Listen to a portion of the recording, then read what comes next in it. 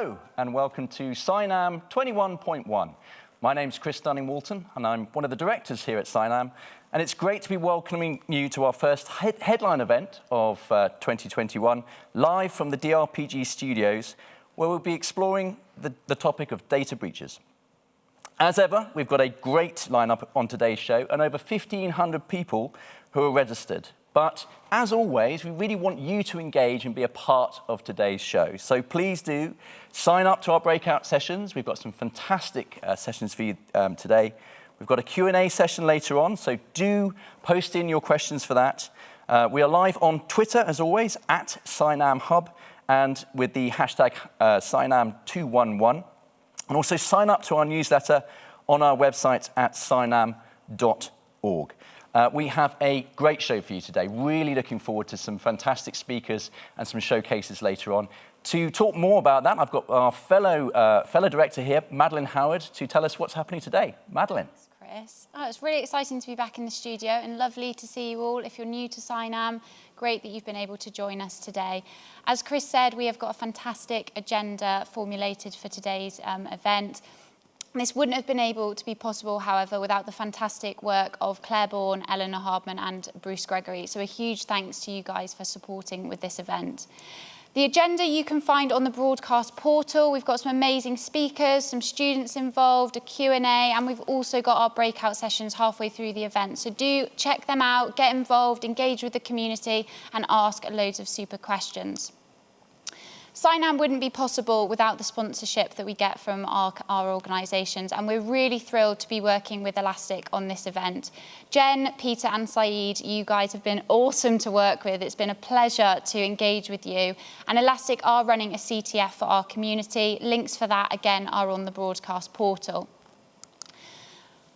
Other event sponsors for this event have been Wayra, CyberHive and Secure Team. Wayra have put forward some awesome companies that are involved in the Cyber Showcase, as are CyberHive involved in the Cyber Showcase. So do, again, have a look on the broadcast portal at those companies, check them out. They're doing really cool stuff, and check the videos they've done and engage with what they've got to offer.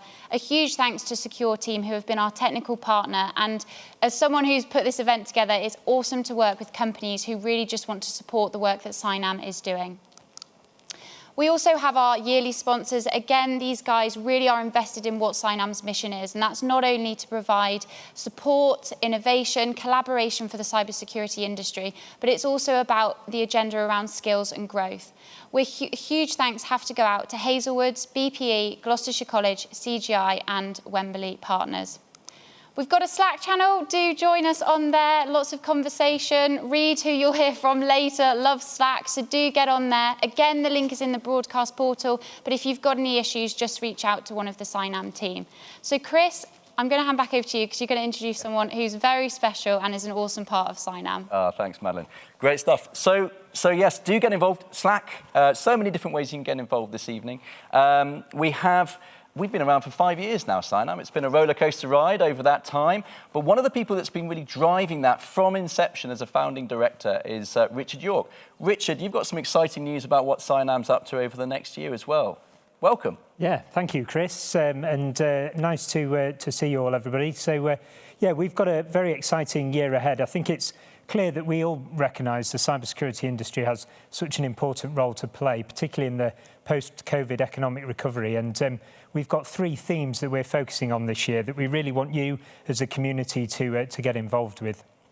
And the first of those is around how can we grow and develop our ecosystem.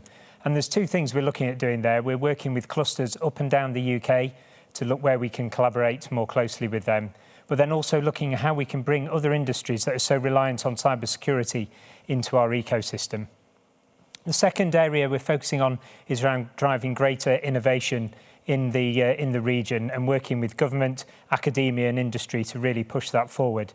And then the third is around the cyber skills and the growth agenda there, and how we can take the work we've done with schools, work with the clusters to roll that out nationally, and then also look at the 18 to 24-year-old age group and how we can focus on bringing those into the industry.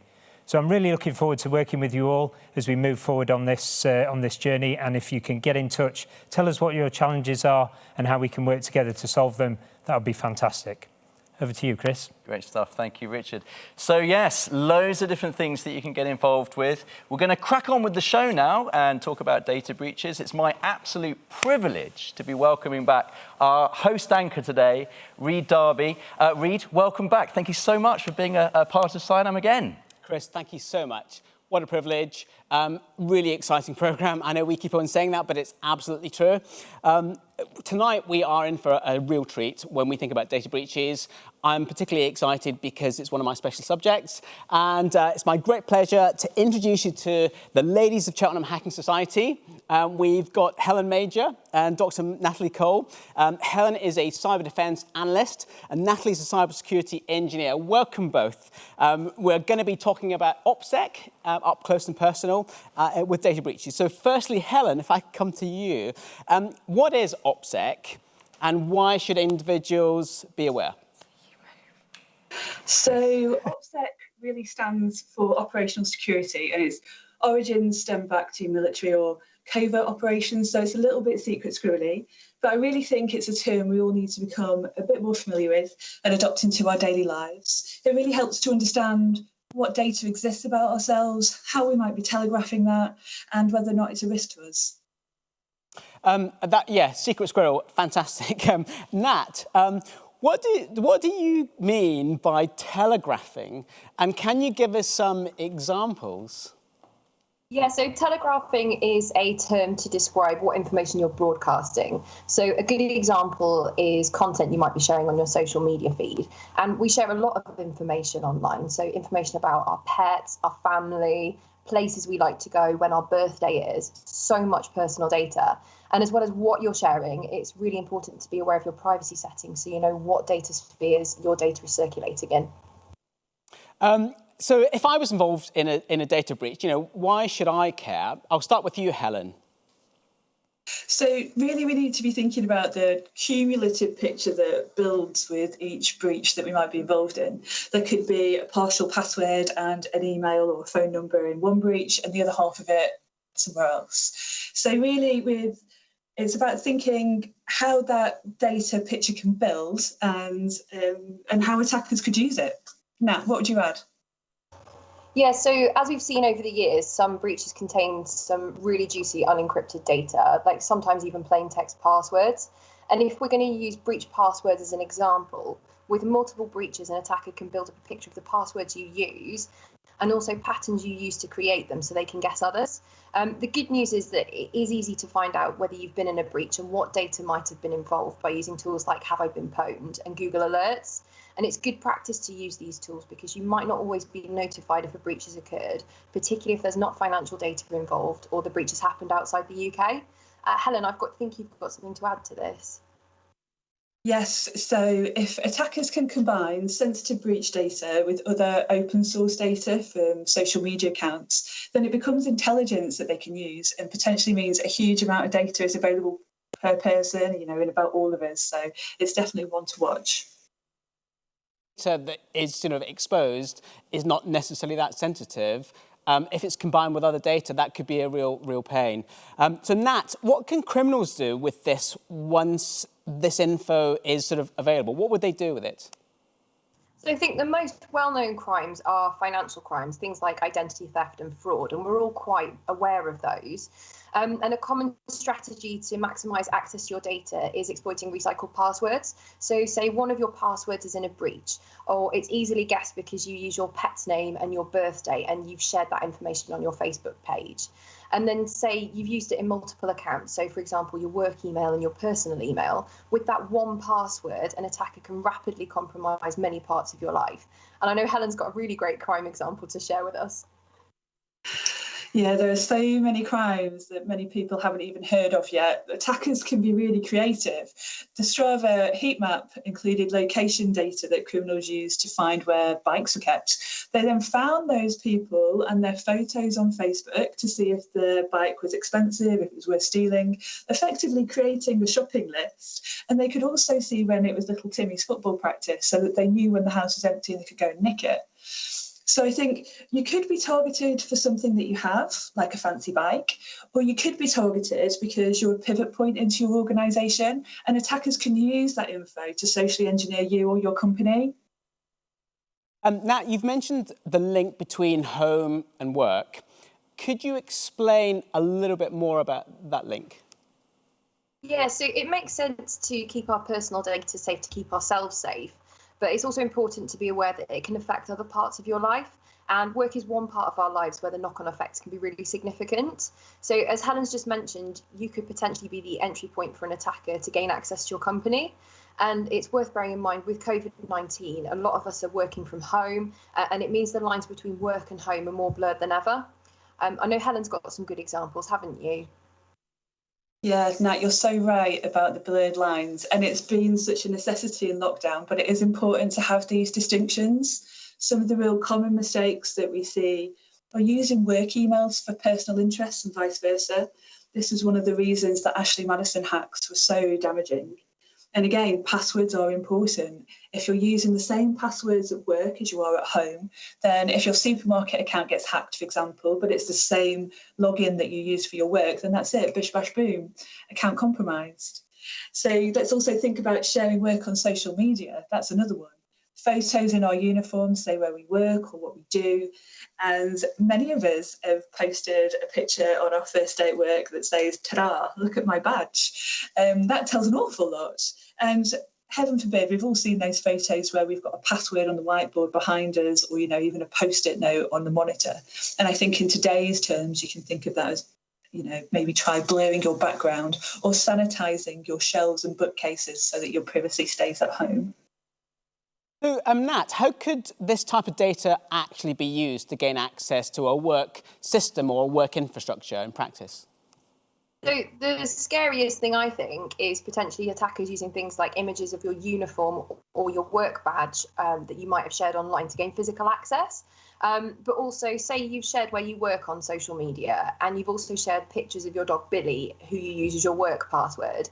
An attacker could potentially piece together credentials for a work system, say your email system, and then from there move into other systems, potentially accessing company data like who your clients are, leading to further data breaches. And also, if they've got access to corporate data, it means they can create a more credible attack vector for the next link in the chain. So, for example, targeting your clients using spear phishing, or now even deep fakes of you based on online content you've shared, like a video of you on Facebook. And your company could then in turn become the next foothold in a supply chain attack. So a recent example of this type of attack is the Solarwinds hack recently. And that was just one compromised company, but there were huge knock-on ramifications. So it's really important to be aware of the potential consequences for your business. Helen, I think you've got some more on this as well. Yeah, it's really key that you were just mentioning phishing right there. It's a really common threat vector. IBM's 2020 threat intel report has just come out, and it stated that 30% of victim environments were accessed this way. And basically, it's an attack targeting humans. So a rich data source means it's easier for attackers to tailor their approach and be more successful. And if I can stay with you, Helen, how can we reduce the risk to ourselves and our businesses, given they're quite big? So I think we've covered some of the basics, but I think that we could go further. If businesses are able to support their employees in developing and protecting their own personal OPSEC, then I think everybody wins. We have to remember it's pretty easy for Nat and I to talk about cybersecurity because this is our industry, but we can't assume other people's knowledge if this isn't your day job. So do make sure your company's security training is available to everyone. Make it interesting and make sure you include your support staff. So that could be your support workers or temporary workers, and especially target your business VIPs. If more people have good personal data habits, they will bring these habits into the workplace too. Nat, what would you add? So one thing you could do as an employer is provide your employees with benefits like access to a password manager for personal use. So you're helping them stay safe, but it could also have knock-on benefits to your organisation for the reasons we've already discussed. And this is actually a perk we get for being part of the Ladies Hacking Society team. And one, it's really useful for us personally, but two, it helps us keep each other safe as well. Well, I mean, we've gone through quite a lot of material there. That's been absolutely amazing. Thank you, Helen and Nat. Great chat. Anything else you'd just like to add before we wrap up, Nat? Yeah, so in terms of some tips to bear in mind, make sure you Google yourself so you can see what information you're telegraphing. And also you can use tools like Google to set up alerts for data breaches. And if you haven't already, take the plunge and look at what breaches you've already been involved with using Have I Been Pwned. It's a really easy website to use. If you've got any old or dormant online accounts, make sure you delete them. And then just really good password hygiene. Make sure your passwords aren't easy to guess based on what you've shared on social media. Don't recycle them, and use something like a password manager to make that as easy as possible. Helen, anything from you? Yeah, so I agree with Nat. I love your tip. Be mindful about what you're telegraphing. Check your privacy settings and know what your data spheres are. Where is all this information circulating? And keep baking security as part of a day-to-day routine to your business culture. I was at a security conference recently, and I saw Frank Abagnale, who is the person the Catch Me If You Can movie is based on. And his leaving parting comment was, just don't make it easy for people to steal from you. I thought this was an excellent piece of simple advice. So, that's my thing. Nat, I think I've forgotten something. What is it? Oh, yeah, you should definitely come to our breakout session. It's going to be hosted by our Ladies of Cheltenham teammate Jenny, and we have special guest, the Security Queen, so make sure you're there. Brilliant. Thank you, ladies. Fantastic. Look forward to seeing you later. Well, wasn't that a great first start? So what we're going to do now is get you thinking a little bit about the breakout sessions. So we've got a little video to show you for you to decide what you want to do. Where sector after sector is undergoing a digital transformation in readiness for the smart world, data itself is a building block of modern living, an extremely valuable economic asset. How do we control and harness the flow of data? Join me, Sarah Kenshall, for a breakout session to explore how data trusts can create trusted ecosystems through which data can flow freely. A river without banks is a flood. A river with a dam is an energy source. 2021 CyNam calendar. CGI would like to invite you to a breakout panel session where we will be discussing the trade-offs between convenience and the exploitation of our personal data. We look forward to hearing your perspectives. Hi, I'm Syed Rafis, a Senior Solution Architect at Elastic, and I'll be presenting Detecting APT with Elastic SIEM. Find out how to investigate real adversary techniques with our security solution. Hello, in our breakout session, you'll discover more about cybersecurity apprenticeships. We'll answer commonly asked questions around mentoring apprentices, funding and recruiting them, as well as how they sit alongside remote working. We look forward to you joining us. Hi, I'm Jenny and I'm from the Ladies of Cheltenham Hacking Society, and we're going to be running a breakout session at CyNam with the Security Queen. So I'm Sarah and I'm joined here with Sophia. We started our blog early last year and we've got an amazing opportunity to talk with the Ladies Hacking Society about security things and just have a nice afternoon session. So we're hopefully going to be talking about the best ways to keep your data safe, as well as recommending some tips about some basic security hygiene. We'll hope to see you there. Wow, they look awesome. Hard to choose which one you're going to go for. I am absolutely delighted to now introduce our first ever full student panel. Our students have been selected from schools around Gloucestershire and they are going to be talking about the privacy paradox. I'm delighted to introduce our host for this session, Nicola Whiting, MBE, who is the co-owner of Titania Group and also a huge advocate of diversity and inclusion, not only in the industry, but also further afield. Nicola, over to you to introduce the panel. And I'm really looking forward to this session too, because I know that the students have absolutely tons to say that's really informative and useful. So if I could introduce the panel. We have Amelia, we have James, we have Tamsin, we have Sam, and we have Abby. And I'd like to start off with a question straight away to Amelia, which is, privacy loss has been compared to climate change because it affects us all and it happens gradually and degrades our societies. So, Amelia, what are your thoughts on this?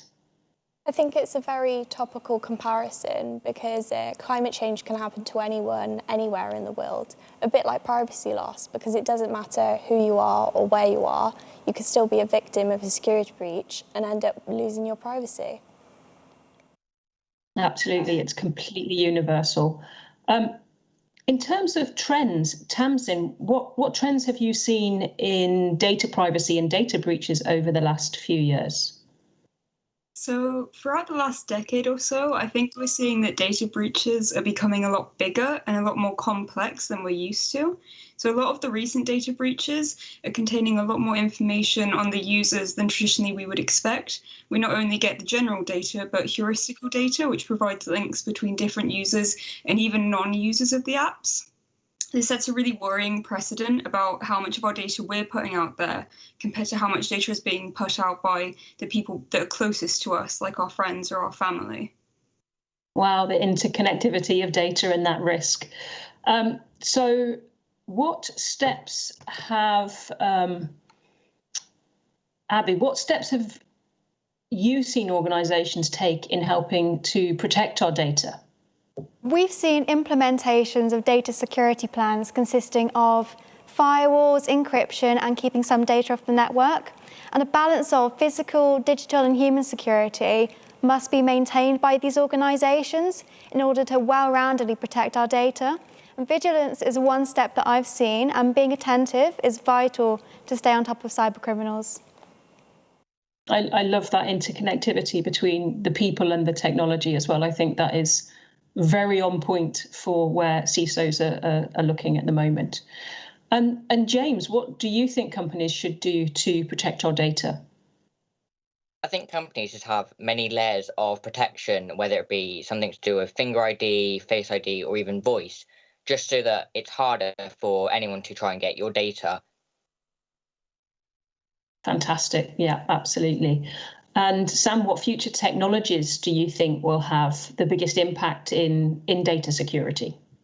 I think that quantum computers, although quite far off, are going to have the biggest impact in the future. They pose a serious threat to our security due to their potential to break many of the most commonly used encryption methods. Due to this, post-quantum cryptography is already being developed, although I think it still has a long way to go. It's always that race, isn't it, between how strong the encryption is and how much power can be put towards it. Thank you. Going back to Tamsin now, what ideas do you have for improving people's understanding and awareness around data privacy? So I think we really need to work on making things like data understandable on a non-technical level. There's this idea that as technology gets more implemented in our daily lives, the base knowledge level of technical subjects will raise with it, but I'm not certain that's the case. If you want to make people aware of their data and how to keep it safe, we have to start explaining it in ways that they can understand.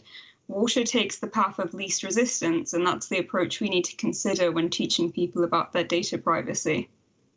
I so completely agree with that point. If we don't use their language, then it just makes it impossible for people to follow, doesn't it? And if you use that analogy, I suppose as engines in cars got more complex, and we didn't have people lining up and going, I need to understand the engine of my car. You just trust somebody else to take care of it for you. So I absolutely agree. We needed to bring it to the people. Thank you.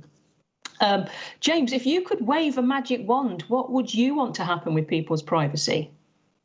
I'd want privacy to be something that people don't have to worry about and something that's easier for people to understand or set up. Yeah, absolutely. I think we'd all like to not have to worry about our privacy and have something or somebody else be able to support that. So yes. And Abby, what question would you ask our entire community about privacy? I would ask, does your password contain your pet's name? Social media makes it so easy to find out personal information about other people, and having an easy-to-guess password is just not advisable, really, from my perspective. And knowledge is power in the sense that if the community can learn about these potential privacy threats, then they can therefore take the steps to prevent these from happening again in the future. It's amazing how it's the basics, isn't it, that trips so many people up. And actually, I did love one of the previous sessions where a password manager was recommended, because I think everybody can download one of those, and they're either free or so low cost, it makes sense. So, Amelia, do you think we can live in a world where data is totally secure? No, I believe data is never truly secure because there's vulnerabilities within any system. I think the best that we can look for is that these vulnerabilities are maintained and found before a hacker is, so we can stay one step ahead. As Bruce and I would say, security is a process, not a product. And what about yourself, Sam? Do you think we can live in a world where our data is totally secure? Well, I agree with Amelia. I don't think we can. I think data security is ever evolving. I think that makes it quite difficult to live in a data secure world. I would completely agree.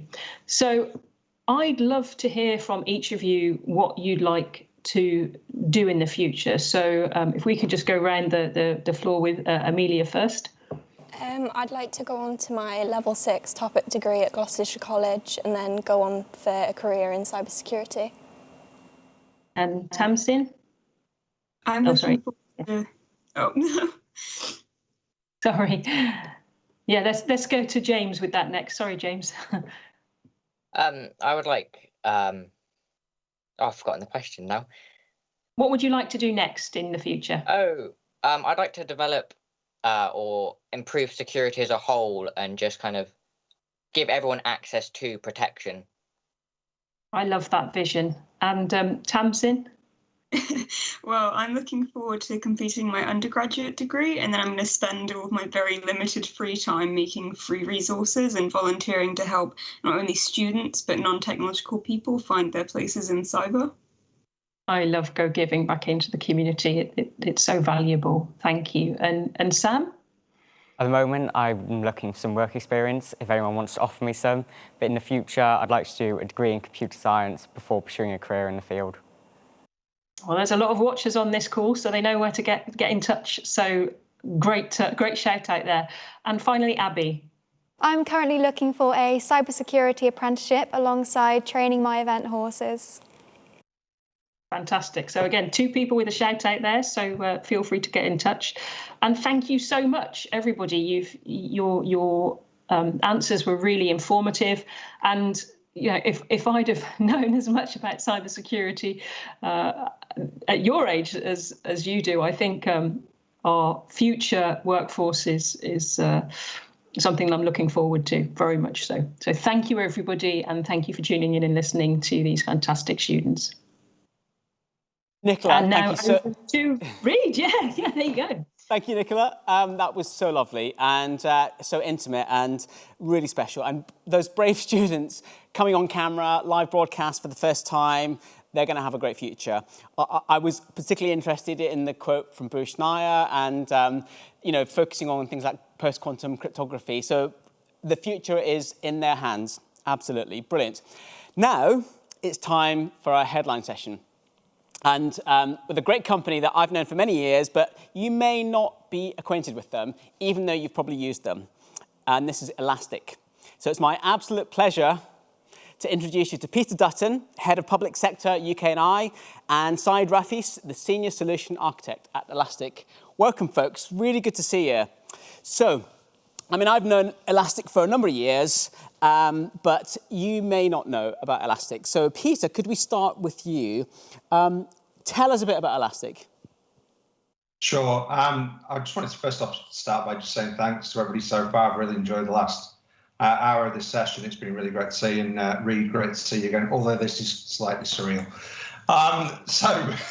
Elastic are a search company, and search means so many different things to so many different people. That could be searching for inside a threat. It could be searching for state actors, through to doing simple searches on websites, across to looking internally at internal systems or logs to try and understand what your organization is doing and how that organization is working. And those founding principles of search were really what Elastic was built on, to really think about the core principles of search. And really for us, it boils down to three real core principles. The first one is speed. So if you're doing a search, we want it to be fast, lightning fast. So when you stick in a subject search, you get your answers back on sub-second. Scale. So one of the things that Elastic is particularly great at doing is scaling to really, really, really large levels. So the more data you throw at Elastic, the better it works. And I've candidly never come across a scenario in my time at Elastic, or from any of the stories you hear internally, that Elastic hasn't been able to cope with huge scales of data. And that really is a value for anybody who wants to explore data, especially around cybersecurity. And then relevance. Sorry. Where did Elastic come from? Tell us a bit about its history. I want to really know where it's from. Sure. So the organization was started off by Shay Bannon. Shay actually kicked off Elastic as a result of his wife traveling to London, moving him to London to work for her to work in a school, a cookery school. And he came up with the idea of searching across the myriad different recipes and menus that his wife had to work across. And Elastic was born. And he came up with the code, he released it onto the open source and basically just let people start playing with it. The stack or Elasticsearch grew quite quickly then. Elastic joined forces with a number of different capabilities.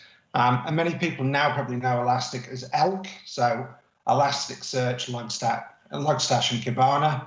So the organization has grown, and it's grown away from just being called ELK. We now call it the Elastic Stack because we brought in endpoint security and also some lightweight shippers called Beats. So that means now we have three main solutions: security, observability, and search, all built on one set of capabilities, all one set of skills, but many, many use cases. I mean, it sounds like Elastic was born from a labour of love. Why should we fall in love with Elastic? What makes it so special for our audience? I think probably, and I hope, for the same reasons that I joined Elastic, which was I kept hearing about Elastic in my career, and I kept asking people about how they used it, why they liked Elastic. And I kept hearing the same things, that because Elastic is open source, it's very, very easy to acquire. It's very, very easy to install and to start using, irrespective of whether it's on the cloud or on-prem. And the use cases are absolutely endless. So that means that if you understand Elastic, if you like using Elastic, then actually, because search is such a broad use case, that people can use it for many, many different reasons.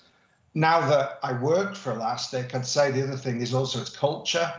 Elastic has a fantastic rhythm, a fantastic ethos, and culture is at the heart of it. And I'd probably encourage anybody to go onto our website and take a look at our source code.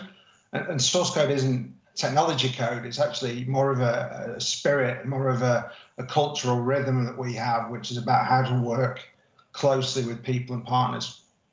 That's great, Peter. I mean, can you give us maybe one or two examples? Can you talk about what Elastic's used for specifically? Yeah, I'd love to. As you rightly said at the top of this, Elastic is used in many, many ways that you probably won't recognize or know that Elastic's being used on a day-to-day basis. Perhaps our probably best known use cases are if you're searching for a taxi, not that many of us do at the moment, but Elastic is the search technology that powers Uber. If you're searching for love, hence why Love2Gov, we're the technology that underpins Tinder. And one particularly close to my heart as well, if you go to gov.uk, Elastic is used to help to optimize the search across gov.uk. Other great examples, Barclays are a heavy user of Elastic for cybersecurity and have been for many, many years. And also one, again, very topical one, HMRC. There's an absolutely fantastic talk, which I really encourage you to go on, that was run by HMRC with equal experts, that talks about the multi-digital tax platform. Elastic is one of the constituent parts of that. And we are used to help to underpin self-assessment and the job retention scheme. The list honestly goes on from Cisco to Slack to Audi to eBay. We have lots and lots and lots of users, but maybe not that everybody knows about. That's a huge variety, and I guess we're in CyNam, we're talking about security, but actually you do security, but you also do a whole lot of other things, and that's quite interesting, isn't it? Security isn't just a single sector, and so you really straddle that sector. I mean, could you maybe tell us a little bit about your customers and how they get the best out of Elastic?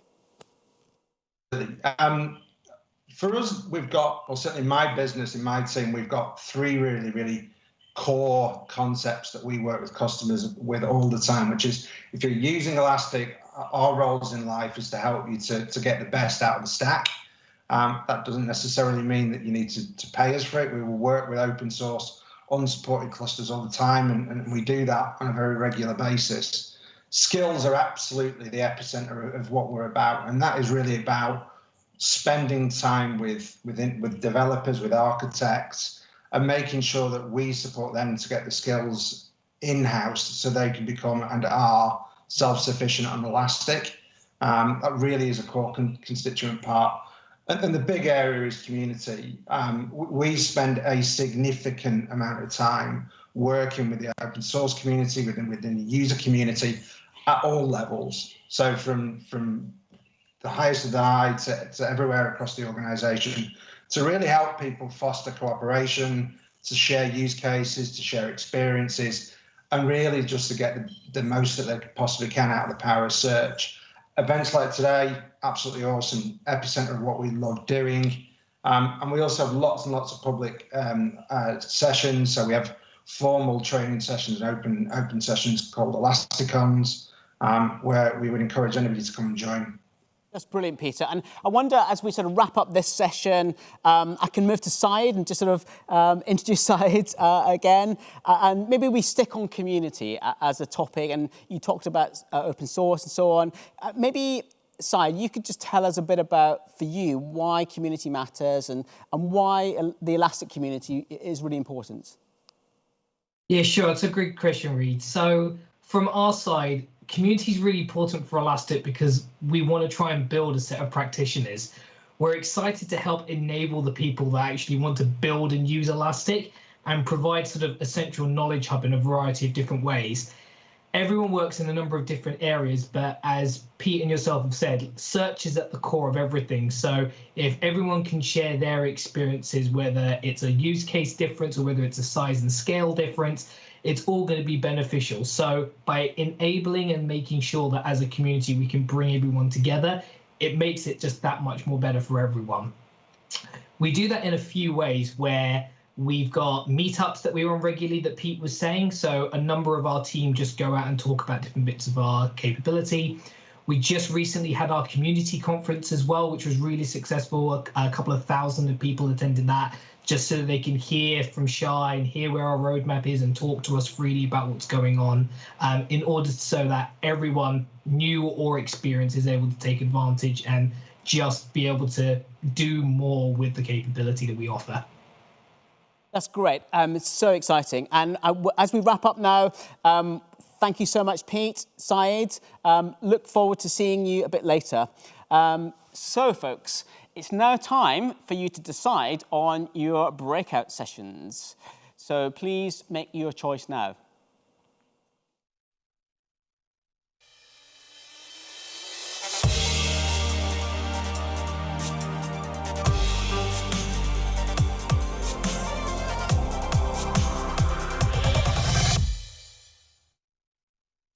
Welcome to this particular breakout session.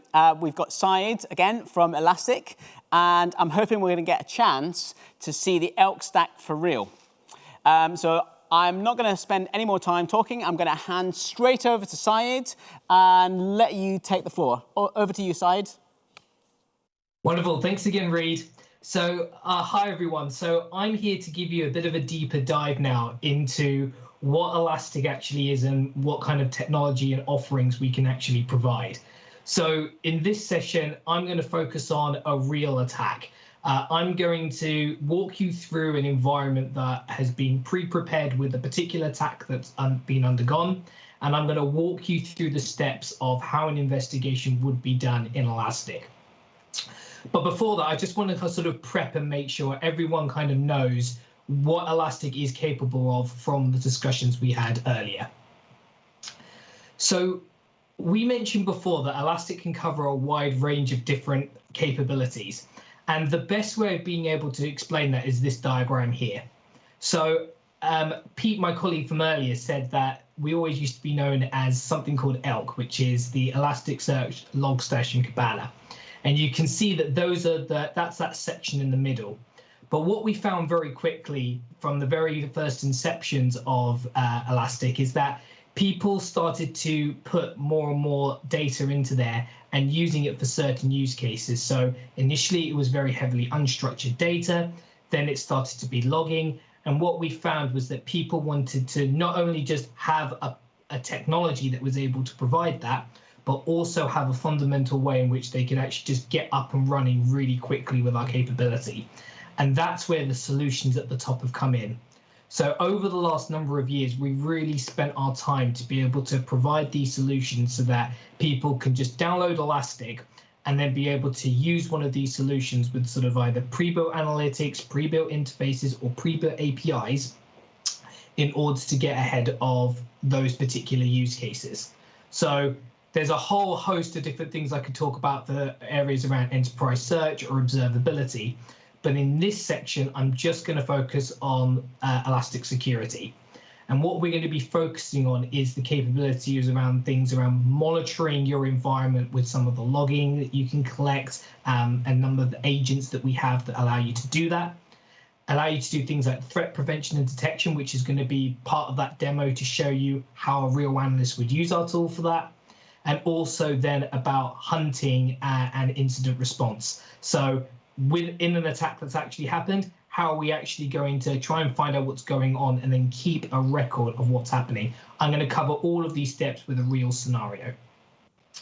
The last bit to then just talk about on here is that the nice thing with Elastic is it can be deployed anywhere where you like. So you can either download it and run it yourself in a self-managed way, but you could also use Elastic in a cloud with our own public cloud offering of Elastic Cloud. And if security is a concern for this audience, probably is more likely than not, you can also run our software with that orchestration capability we have with our public cloud with yourselves in a local data center or private cloud that you have carved off yourself. And that's using the Elastic Cloud Enterprise or the Elastic Cloud and Kubernetes, depending on what it is that you want to do. So based off that, what I want to give you is then the history of Elastic Security, because for me to tell you that that's the history and that people started putting data in that was more logging oriented and we've suddenly ended up at a place that we're able to provide something as robust as a full security solution, it's worth me just going through the timeline as to exactly how this all came about. So Pete mentioned this earlier in the previous session that there's a number of different technologies that have joined forces with us over time, and this slide basically shows a number of those capabilities. So I'm not going to step through each in particular one, but the general overview is that we've added components for things like the front end and ingestion to allow easy ways to get data in and to analyze it. We then started to package that all together with the use of ELK.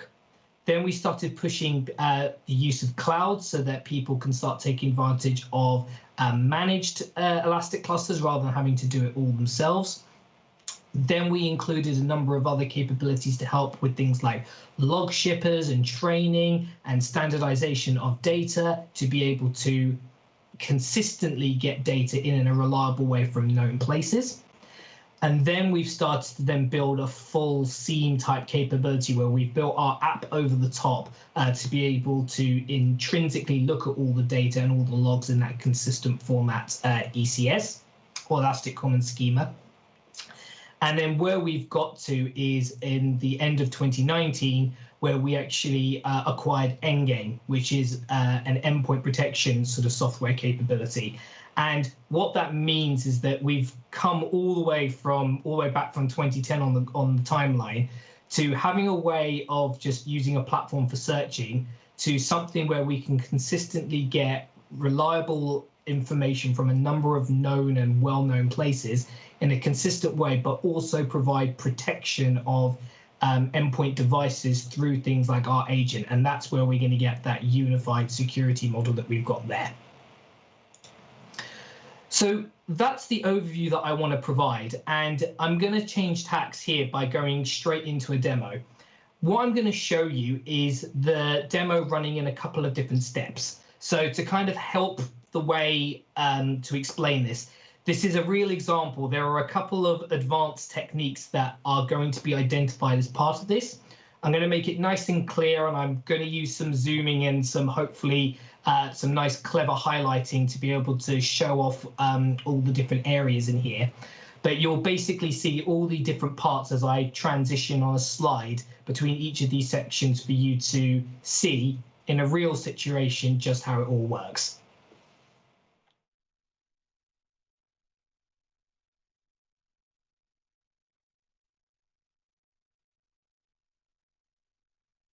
In this scenario, we've been called to do some instant response on an attack at a particular school. We will start in the detections page of Elastic Security in Kibana. In the table below, we can see that a number of detection types have triggered from our Elastic Supply default rules, but also endpoint alerts from Elastic's own inbuilt file-based malware detection capability. To start investigating, let's focus on the detections that have occurred. We'll begin by adding the triggered rules from the table into a timeline. The timeline is an easy way to build up a query by dragging and dropping the rule names to the bottom of the screen or using the Add to Timeline button. Now we have the detections we're interested in, let's add them to a case to start documenting the steps of our investigation. We'll name the timeline Generated Detections for February the 6th and February the 7th, and then click Attach to a new case.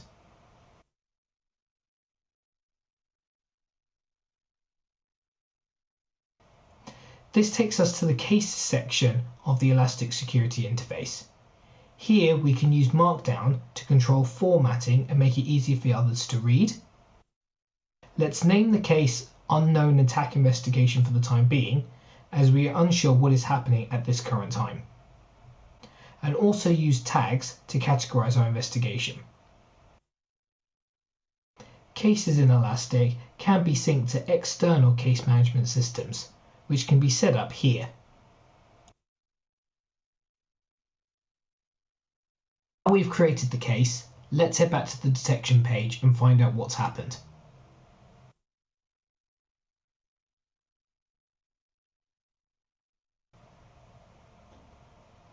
Let's start with looking at the malware detection alert.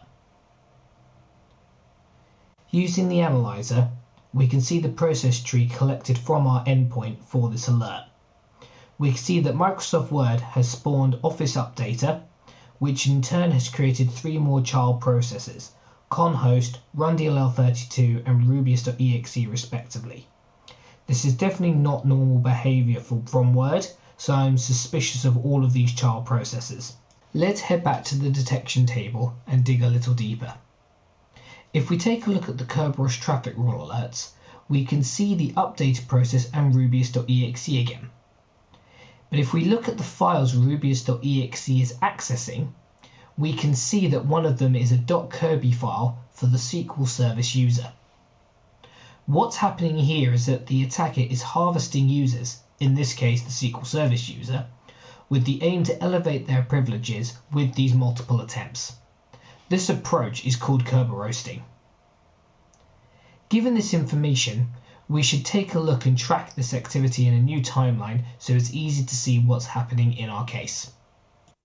To make it easier to add rubius.exe to the timeline, we can customize the detection table by adding process.name as a column. As you can see, we have full flexibility to add any field you like from the security data in Elastic. We'll drag rubius.exe into the timeline builder at the bottom of the screen to see the results, and we can additionally filter by dragging and dropping additional fields, which we'll do with host.name into the AND section of the query.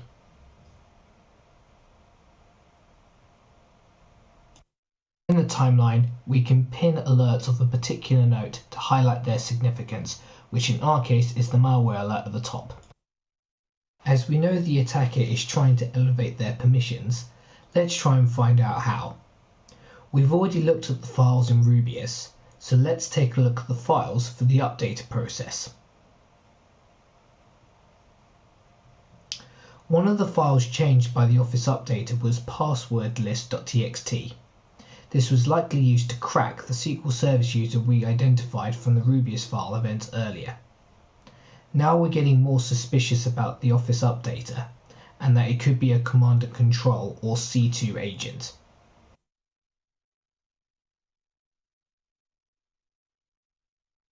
When we return to the detection table, we can see a WMI incoming lateral movement alert next in the list. It seems the attacker wants to laterally move across the environment using a newly minted SQL Service user. When we click on the link, we can see a description of the rule, its alignment to the MITRE ATT&CK framework, and also the search query that's used to detect the event in Elastic. At the bottom, we can see our alert, but I'd like to see the events leading up to it, as it detects a sequence. By clicking Including Building Block Alerts, we can identify that the Windows 10 host we filtered for earlier, ending in .105, is talking to the SQL host ending in .104. If we look at the process event in the analyzer, we can see that PowerShell.exe is the process doing the communication. When we drill in a bit further to look at the PowerShell.exe process, we can see that it is being run by the SQL Service user. Based on this, it appears the mechanism used here to exploit the Windows Management Instrumentation Command Line Utility, or WMIC for short, is used to deploy the new C2 or Command and Control agent via PowerShell. Let's update the case with what we know so far. There must be communication back to the Command and Control server somewhere, likely via HTTP, but we need to verify that hypothesis. So while we complete our comments, let's go and find out and build a new timeline to test this. As we know, the PowerShell.exe process was run by the attacker's credentials, SQL Service.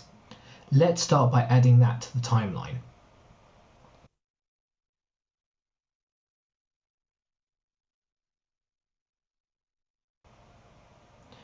We also know that suspicious behavior was observed on the SQL host, so let's add that into the query builder too.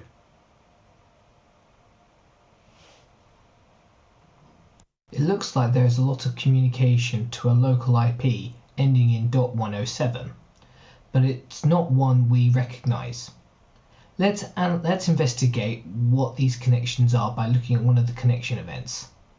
We can see that it's PowerShell again and that it's communicating with this host. If we take a look at the network events for PowerShell, we can see it communicating to that suspicious host 192.168.20.107 using port 80, HTTP traffic as we suspected. To further prove whether all of the events in the timeline are communicating in the same way, we can go back to the timeline and add the destination.port as a new column to the table. That way we'll be able to see what port number is being used for all of these particular events. Looking at the events, it does seem that port 80 is being used for all of them. The final step is to confirm what else has been communicating with that .107 host seen earlier. So let's use the network context view to find out more. Here in the source IP section, we can see the two servers from before, the Windows 10 host on .105 and the SQL host on .104. It looks like all the hosts we've been investigating so far are communicating back to this host, so let's add this information to the case. We'll go back to the timeline and rename it to do with our SQL Service user activity.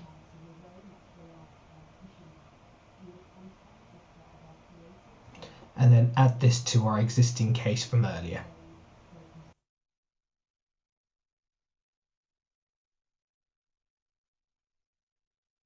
We'll add a comment that all the hosts are communicating to this .107 server where the protocol is HTTP, suspecting this might be the command and control server we're looking for.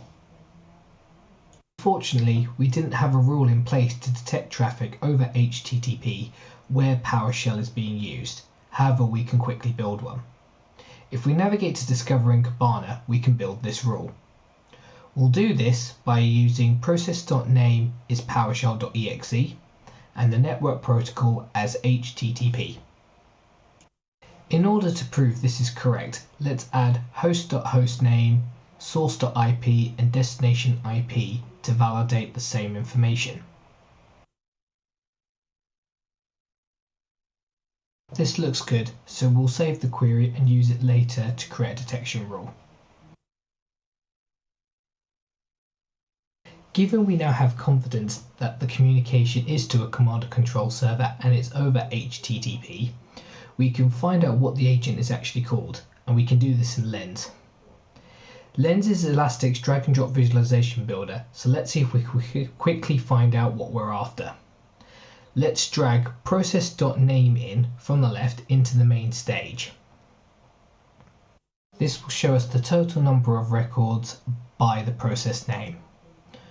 We now want to filter these results to the destination of that .107 server, which we can type in the filter bar at the top.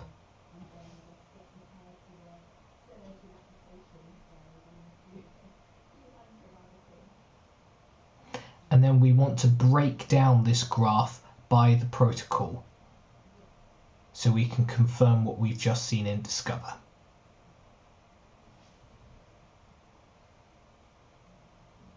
This gives us proof that the Office Updater process is sending a lot of requests via HTTP to that suspicious host .107 that we do not have control over and are highly suspicious of. Now we have identified the command and control behavior, let's go back to the detections page and see what the attacker's next steps were.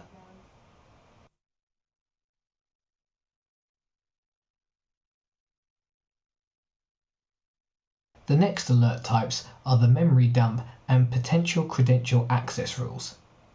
Let's take a look at that memory dump event in more detail. We can see PowerShell again executing a file called legitfile.exe. If we look at the file events for legitfile, we can see that it's created a lsass.dump file. Now let's check the analyzer for the potential credential access rule alert as well and see if we can see the same process. They are the same, and that's because the rules are very similar. But there's a crucial difference between them that's worth highlighting to identify what the attacker is doing. If we browse to the LSASS memory dump alert itself, we can see the description and the definition that is used, and it uses a standard query to detect a memory dump file. However, if we look at the potential credential access rule, we can see that this rule goes beyond just detecting the memory dump file. It uses equal, our event query language, to search for a sequence of events that gives us more confidence that this activity is malicious. This is an advantage in Elastic, that we can leverage multiple fields and even multiple query languages for ultimate command over your data. Now we know more about the rules and what they mean. What's interesting is that in the analysed events, the legitfile.exe appears to be the process procdump that's just renamed to hide the attacker's tracks. However, this didn't fool our Elastic agent on the endpoint detecting the suspicious behaviour. They've done this because they want to crack the dump file to get credentials of a user that has even more privilege to gain more access. Now we know this, let's look at the next rule in the detections table. This is the Who Am I alert. When we analyse the event and look at the whoami.exe process, we can see the domain administrator user student_dadm being used with this process. We know it's a domain administrator account because the school confirms that they label their domain admin users with the _dadm suffix. But as the attacker doesn't know this, they use Who Am I to confirm their access privileges. Due to this, we've confirmed via the last 3 alert types that the attacker did successfully manage to achieve gaining a domain administrator account. Let's add these alerts to our existing case to complete our investigation with a couple of comments.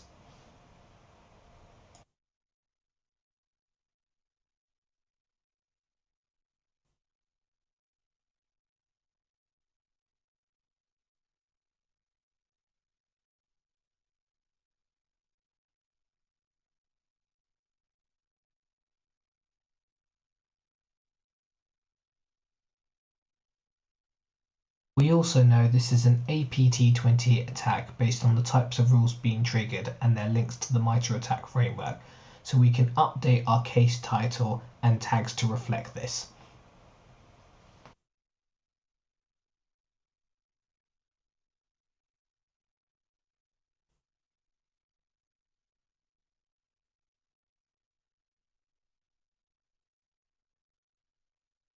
To summarize our findings, we can use a dashboard in Kibana to show a number of visuals highlighting what we've found.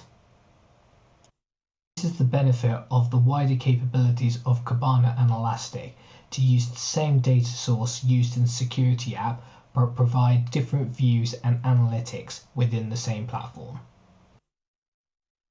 I know that was a bit of a rapid overview of a particular incident, but it's hard to try and condense everything down from a real investigation in that period of time. But hopefully you're able to get a really good idea around just how much capability there is within the security tool to be able to do exactly what was just shown. So this is why we're seeing like a number of people really starting to take on board, like using us as a proper security tool. I'm sure there'll be like a number of questions about the interface or about some of the data, or more questions about like that scenario. I would welcome any questions that you all have, just so that I can collect them and answer them. And if there are other capabilities or other things that you would like to see from that Elastic capability, either in security or in other areas, as I was discussing earlier, I encourage you to reach out to myself.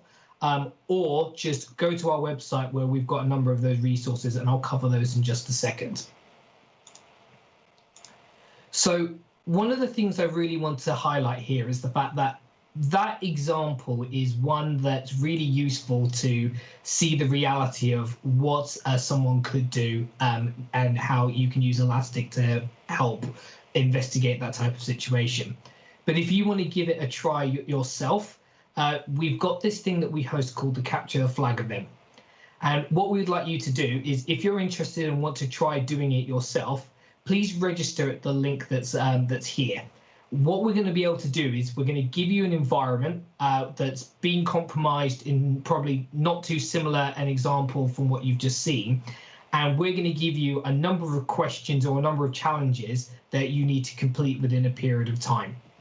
So this will be a way in which, if you've either used Elastic security before and you want to just test your skills, this is a great way to do it. Or if you've never used Elastic before, but you don't have anything like training data or much knowledge in terms of how to maybe go about incident response, or you're someone in the field, but you're just not necessarily as hands-on as you used to, and you just want to dabble back into something, then please sign up as many people as you want to. That way you can kind of get a real good feel for how it will all look in a real situation. And of course, there'll be prizes as well that you can get if you're in, I think, in the top 3 from that perspective. So we'll make sure we include that link elsewhere during the event. But as I was saying before, really what I want you to take away from this is that that's one of the 3 main solution areas that Elastic focuses on. And I absolutely have not covered all of the functionality that's in Elastic. There's a whole load of capability around something called Fleet and our endpoint protection capability that's in there. And then from things like observability, where we've got sort of our logs, metrics, uptime, and APM capability. There's so many things to try for you to get up and running. And what I would suggest is that you can just go to demo.elastic.co to see an example of an environment that's kind of ready for you to play with, or even try a instance of Elastic in the cloud by just doing one of the trials for security here. But we also encourage you to connect to us on Slack as well, just so that you can communicate with us. And again, it's building that community.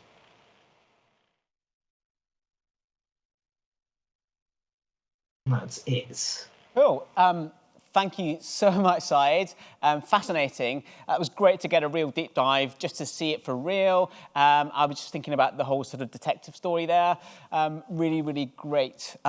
We've got time for maybe 2 or 3 questions, if we can get through those quickly.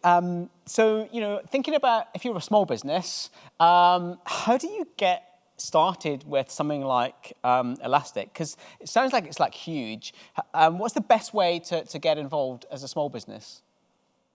It's a good shout. So I think the best thing that we always suggest to people is find one good use case to start off with, focus and provide sort of and show its wealth and its benefits. And then what you know is that there are other capabilities in Elastic that you can then just add on to be able to leverage that same platform to then do multiple things. So definitely easier to focus and then be able to expand. That's what we do with most of our customers. That's great. And let's go to the sort of large size. If you're a really big business or a big company or organization, how can you use Elastic if you have multiple locations and so on? Sure, we see a couple of those, especially in my space where I look at the sort of public sector space as well. So from that end, we see that there are a number of big clusters that exist across different departments. There are lots of small ones, DIY ones, all at different versions, different sizes. And what we tend to advise and help those customers with is basically moving towards this sort of centralized model. So using things like that private cloud approach allows you to almost have a central ability to be able to just request sort of Elastic clusters on demand. That way it makes it easier to stay up to date, stay secure. You've got everything that's consistent and following best practices around the deployment that's much easier to manage from that organization. And it's something that Pete and I and others at Elastic have regular conversations with, no matter what the use case is or what you as an organization manage. We will be able to provide an advice that allows you to sort of take advantage of the sort of Elastic at scale, either if it's sizing and architecture, technology change from moving from self-managed to the cloud or using Kubernetes. I would just advise that you understand that tech roadmap yourself. We can then align to you and most likely line up with centralization. Cool. And you've probably answered this a little bit already with the capture the flag exercise, but if you're a new user or a student, what's the best way to get involved? Yeah, I'll make this first quick. The easiest thing to do is to sign up to the trial and download the software. You can download trials and free versions of the software. So I would just strongly suggest you get a look at the docs, look at some of the webinars, look at these events, and just start playing and signing up to these hosted events that we offer. Great. And Pete, you've been waiting patiently. Final words to you. Community, community, community. Just work with people in and around the community who are using Elastic. That's the best way for people to learn alongside the stuff that Said's been talking about. That's where people work with other people to learn how they've been doing it. That is my best tip. Well, that's just fantastic. I mean, thank you so much both for that breakout session. I'm sure there'll be lots of people wanting to get involved. Thank you so much. We are just coming towards the end of the breakout sessions. So we will just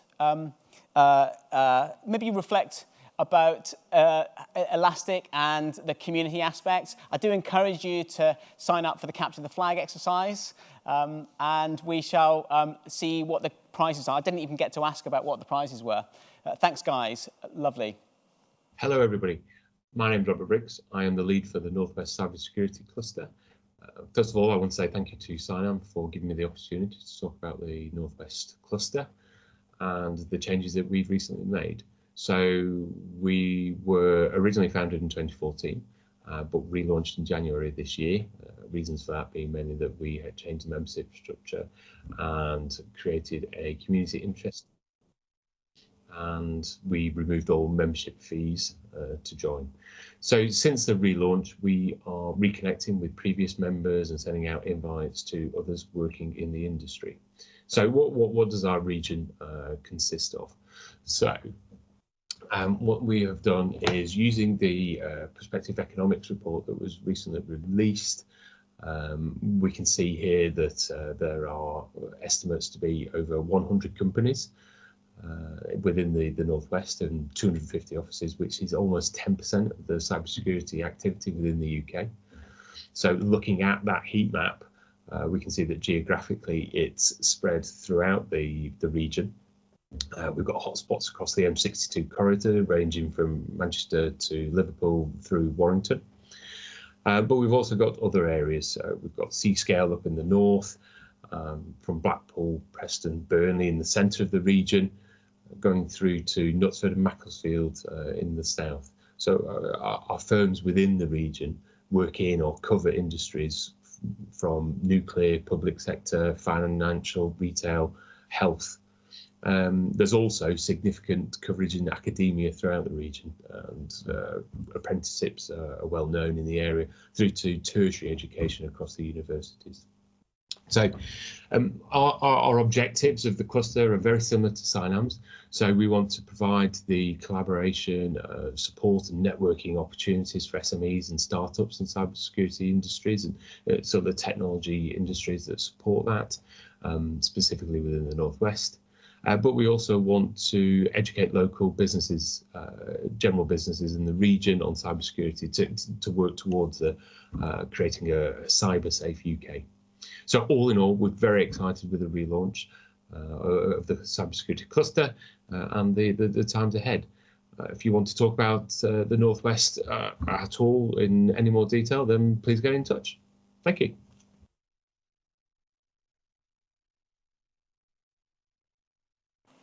And for this next segment, I'd like to hand back over to Mads, and the reason will become very clear.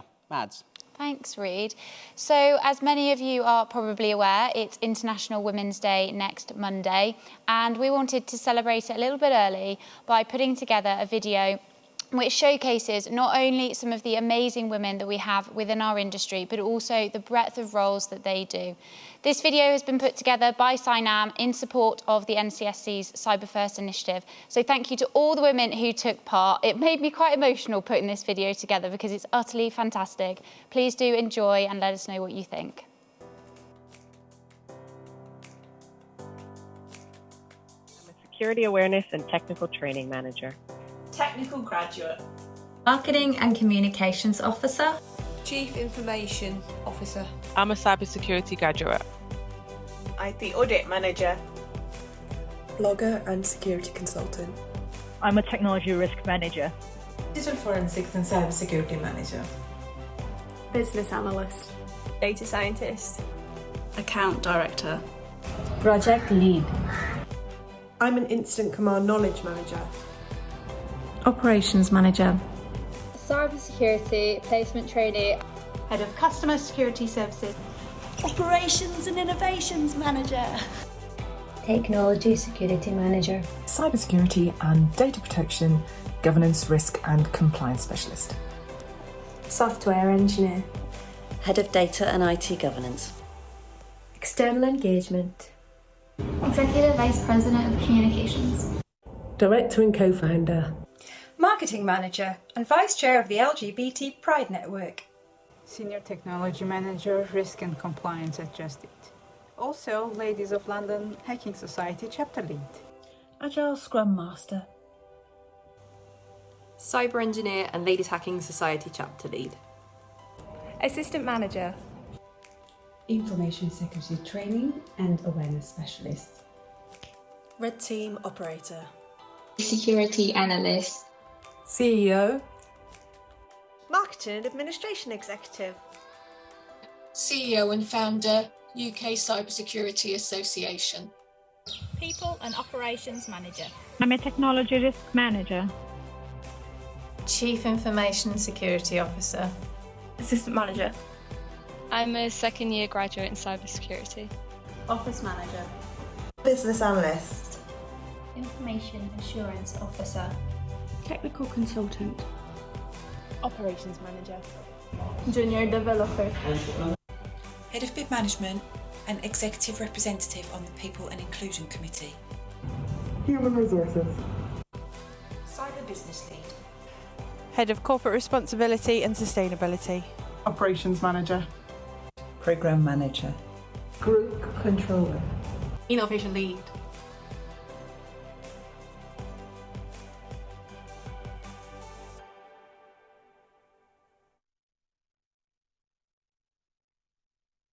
Wow. What can you say to that, Chris? Incredible, isn't it? Inclusivity, diversity, that has got to be our future for our sector. It's the right thing to do, but actually I'm sure we will get so much innovation coming out of that future. And that's actually today. Who knew? Thank you so much for that, Mads. That was amazing. As we start to wrap up now, we are going to have a final panel session. We're going to do some Q&A. And we're delighted to have back, who have we got? We've got Ben, we've got Colette, we've got Helen and Syed. Welcome back, folks. We're nearly there, nearly done. This is the hard bit because we've got some really hard questions for you. Just, we want to squeeze every bit of value. Chris. Thank you so much. Yeah, it's been great. Thank you for everybody's input. There's been so many questions. It's been difficult, so we're not going to ask everybody's questions, but we've got some really good ones. I'm going to kick off. Ben, I'm going to bring in you first, if I may, and talk about something. So, the FireEye data breach. What do you think, Ben, about the cybersecurity industry's reaction to last year's FireEye data breach, which was a little bit different? Generally, I gather data breaches can be seen negatively. The FireEye breach reaction from the cybersecurity industry was a little bit different. Yeah, it's an interesting one. I think, obviously, there was a lot of praise for the way that Kevin Mannion and FireEye responded, the transparency, the openness that they demonstrated, and I think has sort of followed, with Microsoft and other organisations since. I think there is definitely a divide emerging in the industry between, well, not a divide. There's definitely a sensibility which is very positive towards organisations that, I guess, to coin another person's phrase, use the kind of the black box thinking. So very open about what's happened, why it happened, and what they've learned from it, such that other organisations can benefit from that knowledge. And I think in FireEye's, it allowed lots of organisations to respond and shore up their own defences in a way that maybe reduced the impact of further damage. And I think that's definitely to be applauded. Versus the kind of the traditional approach, which is obviously to kind of close shop and not talk very much on the hope that that everything will blow over. So I think there is what was previously the way that the security industry and community responded is now becoming more commonplace and more broadly accepted as the right way to behave. I think, in other circumstances, perhaps, had FireEye been successfully attacked by someone less capable, as a sort of, as a state actor, as is the kind of common understanding, then would they have been so open and transparent about it if, there was any sense that they might have been negligent in some way? I don't know, but that's probably the true test of this particular approach. I've got a question here from Kurt. If I could maybe ask you, Colette, how often do you find cyber criminals entering via encrypted channels, and how do you address this whilst maintaining compliance with GDPR? I'm not sure that's a question for me. Can you double check? Okay, shall we go to anyone else? Maybe Helen, do you want to try that one? Have we stumped you all? Shall I ask it again? Yeah. So it's, how often do you find cyber criminals entering via encrypted channels? I don't know. We need to ask the audience. I mean, maybe to make it more general. Ben's got a view. Come on, Ben. I'll step in and try and do my best.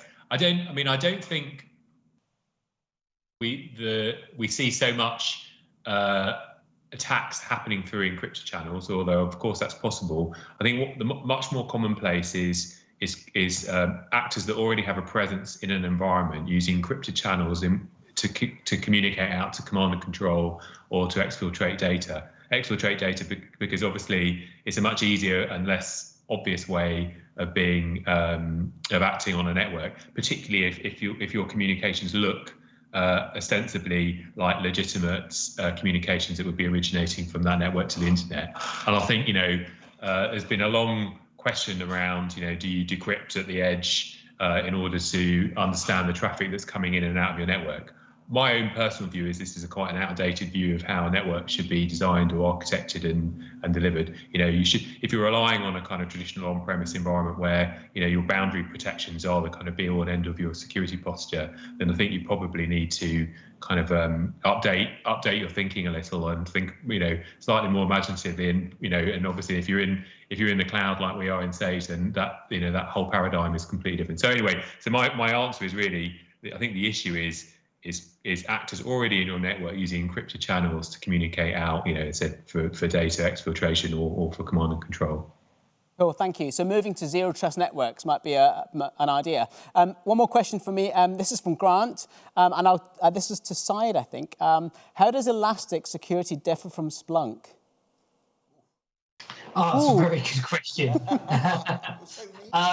So, interestingly, Elastic Security provides like a wide range of different security capabilities built in. So not only does it sort of log searching to be able to actually cover what you need to do, but it goes that step further with a unified platform. So we've got things like machine learning natively built into the platform. We've got all the common schemas, the same things that it's in there, but the difference really is that we've actually got endpoint capability now, as I was discussing earlier from the Endgame acquisition. So it's not just being able to search. We can go one step further by doing real full analysis with things like dynamic rules, with things like machine learning based capability, the equal logic for doing event-based rules and searching.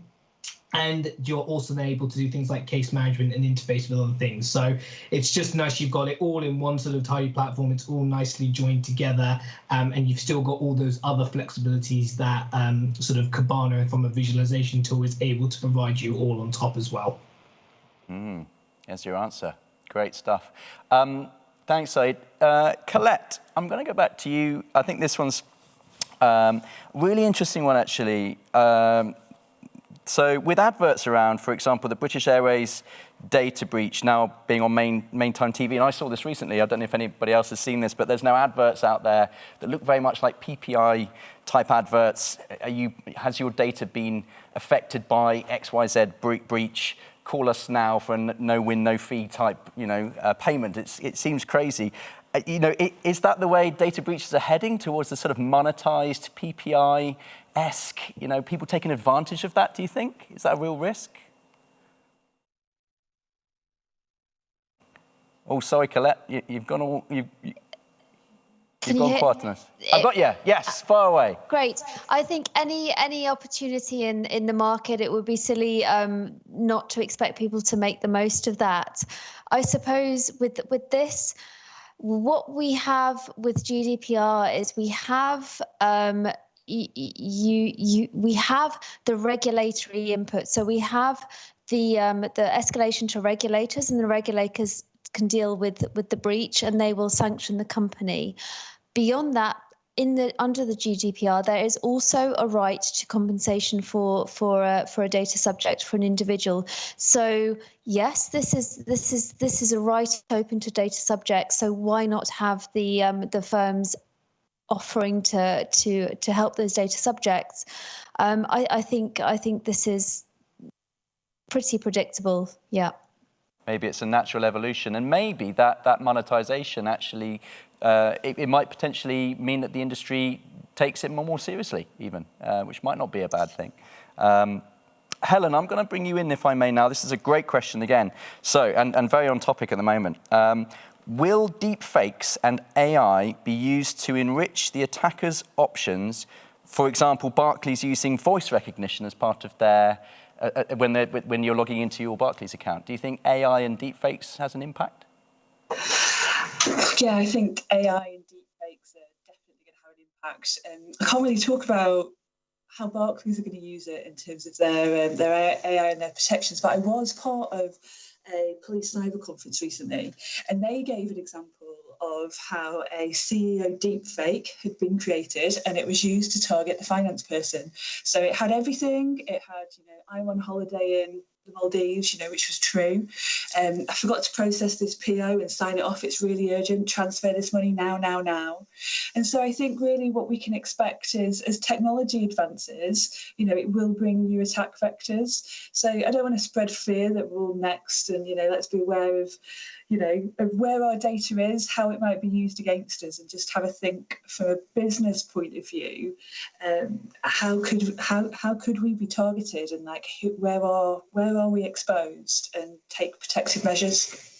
I think we probably need to do a whole session on AI and deepfakes, maybe for another event. But thank you for that. I'm going to ask each of you a question, very short one, short answers. Password managers, which ones do you use and which ones would you recommend? I'll go for Ben to start with. I'm afraid I'm not going to promote any particular tool or technology other than say they are definitely a very good idea. And I commend them to everyone who is not using them already. Very diplomatic, thank you. It was a very unfair question. Syed, would you like to comment on password managers? I probably will take the same tact. I know that there are lots of companies that use password managers as part of their offering for shared credentials. So what I would say is you may want to speak to your own company provider around using their own sort of security passwords. Maybe I personally try and avoid browser-based storage of my passwords as a personal thing for me. Great tip. Cool. Colette? Yes, agree on the browser-based comment there, but yes, otherwise, no, not going to recommend anything in particular. They're a good tool. Great. Helen, last but not least. Yeah, so I would echo, can't advocate for one in particular, but at LHS we chose ours based on our own needs. So, think about whether or not you need it to be browser-based in the cloud, or is it on devices? Does it have a simple user interface? How does it produce robust, strong, automatic passwords? Think about those, and think about your recovery options and what compatibility requirements you might have for your business. Fantastic. So some really diplomatic responses there. I'm very impressed. It's, mitigating risk, isn't it? It's all about that. But no, I think we're all in agreement. The password managers are a fantastic thing. They're great. Use them. Multiple password managers are available. But do your homework in the background as to which password manager you might want to use. So final question for me, for you, Colette. And again, this is from Chris in Cheltenham. So he starts with, each of us is a human firewall. An organisation can have the best security system in the world, but if someone opens the door from the inside, it doesn't matter. How can organisations in the current remit working environment ensure their people keep their doors closed? Colette, any advice around that? So I think, yes, we have the current environment, but the same thing that holds true as it always has done. It's a mix of people, process, technology, and the people is the fundamental part of that. It's people that will drive the process and pilot the technology. So if we're not getting that aspect right, we're going to fail on the other two. So yes, training and awareness, and I know it can seem glib to say that, but training and awareness and repeat training and awareness is so important. And I think right now, when people are demoralized from the circumstances outside of work, from teams being depleted by people being unwell, by members of their some of their colleagues being furloughed, the lack of psychological safety is also adding to this. So actually we need to check in more often with our colleagues, more often with our teams, especially those in high-risk roles and those processing personal data, for example. Let's make sure we are still having those contact points and getting our message out. I think we actually need to make much more effort than in normal circumstances. That would be the change I would recommend. Thank Thank you, Colette. I've got one more question here, and it's a bit cheeky. It's from Chris, and it says, what's the latest news on the Golden Valley project? I guess that's probably designed for me. That's yours. As I work in there. Just to say, folks, check the website out. The project is going swimmingly well, lots happening, but that's probably all I want to say at the moment. Check out the website, and we are on social media, and I think there'll be some stuff coming in the next few months. Yeah. But back to the panel, thank you so much for all your time and your contributions. I hope that you've enjoyed it as well and it's not been too much of an ordeal. And we will look forward to seeing you again, and good luck in the next phases of your work. Thank you, folks. Bye. And back to you, Chris. Thank you, Reid. Great stuff. Well, it's been another great session. We hope you've enjoyed it. It's just up to me to wrap up now. Firstly, a massive thank you to Reid. Again, a monumental effort during the evening. I think we've all enjoyed you as our anchor host, and we look forward to welcoming you back for the next one. So thank you. Before we go, though, there's one last thing I'd like to talk to you about, which is the No Child Left Behind campaign. Now, Cheltenham Borough Council recently launched their Laptops for Learning scheme, which has been set up to help ensure local children have access to the right IT equipment for their learning, both at home during the current lockdown and also when they return to school.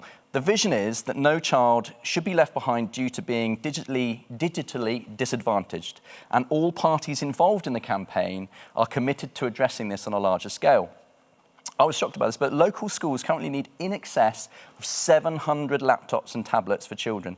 And the campaign is looking for either donations of unwanted laptops and tablets, or alternatively cash donations so that those schools can buy their own IT equipment for children. Now, CyNam is a free-to-attend event. We hope that you've got some value out of this evening's session.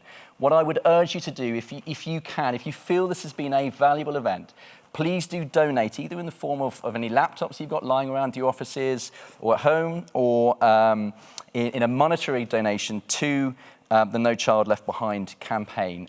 It will make a big difference to children learning in the Cheltenham and Gloucestershire area, and there's no real greater cause than that. You can donate if you email nochildleftbehind@cheltenham.gov.uk. That's nochildleftbehind@cheltenham.gov.uk, requesting some information. They will send you all the information about the campaign. We will also send you out the information about that fantastic campaign as a part of our emails after the session this evening. So finally, please do let us know your thoughts and any future topics you think might be worthwhile looking at for a CyNam. We've got 2 CyNam events left for this year, 2 headline CyNam events. CyNam 21.2, which will be coming live from the Cheltenham Science Festival. Very, very excited to be there in June, which will be fantastic, especially it's the cyber crocus of hope as we break out from the recession, from being locked down, and the summer seems like a fantastic, but well within grasp now, doesn't it? Summer seems like it's coming up to us really positively. We are looking for event sponsors for CyNam 21.2 and headline speakers as well. So if you want to be a part of an event like today, then please do make contact. We'd love to hear from you. Again, these events are not possible without our sponsors, so please do make contact. If you've missed anything during the show and you want to revisit things, you can get the recording tomorrow afternoon. Amazing how quickly we would do that, but tomorrow afternoon it will be live on our YouTube channel. We will let you know. Other than that, it's just a pleasure to have you here. Thank you so much for being a part of today's event. We look forward to seeing you at the next one, and goodbye.